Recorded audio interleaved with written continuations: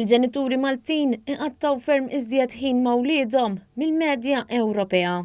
Dan qalu l-Ministru għall-Familja Michael Falzon waqt konferenza tal-aħbarijiet li fiha sar magħruf li wieħed minn kull 4 persuni semgħu bil-kampanja li kien nieda l-Ministeru għall-Familja bil-għan li jitqajjem aktar għarfien dwar it-trobbija pożittiva tat-tfal. Il-ġenituri Maltin qattaw kważi 6 sigħat ħin ta' kwalità mat-tfal tagħhom. Fil-waqt li 37% tal-ġenituri qattaw inqas minn 5 sigħat. Min-naħa l-oħra in-nanniet iqattaw 17-il siegħa fil-ġimgħa man-nepotijiet. Matul il-kampanja fuq medda ta' 4 xhur, il-messaġġ dwar il-ħin tal-kwalità kien l-aktar wieħed li ħalla timbru.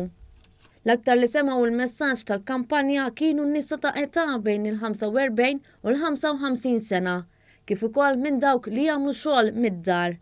Dan ħareġ minn stħarriġ li għamel l-istatistiku Dr. Vincent Marmara, fejn minn kampjun ta' 800 ġenitur ħarġu diversi riżultati li se jservu bħala pjattaforma għal kampanji simili oħra.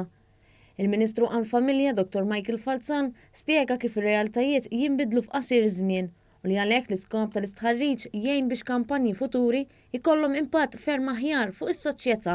Naħseb idu morru ankoltre minn hemm, l-għet nistgħu naħdmu ħafna forsi il-qudiem anke iktar interministerjali, pereżempju fejn jidħol il-Ministeru tas-Saħħa, Ministeru tal-Edukazzjoni, żgur li hemmhekk nistgħu nagħmlu involviment iktar. U mir-riżultati mbagħad aħna niggwidaw lilna nfusna. Huwa xogħol li huwa investiment fis-soċjetà tagħna sewa għal dik tal-lum u forsi ftit iktar għal dik ta' għada. Il-professur Angela Abela li faslet l-istrateġija dwar it-trobbija pożittiva ta' tfal qalet li l-pjan huwa li l-arfin jibda minn meta l-om tkun tqila bit-tarbija. Hemm ukoll programmi għal ġenituri fejn jkun hemm separazzjonijiet pereżempju biex jippreparaw il-ġenituri biex jagħtu attenzjoni li tfal anke f'dawn iż-żmien kritiku wkoll waqt l-iskola. Jiġifieri hemm programmi skont l-età ta' tfal imma r-riċerkaturi li iktar kemm tibda kmieni iktar inti se tkun effettiv.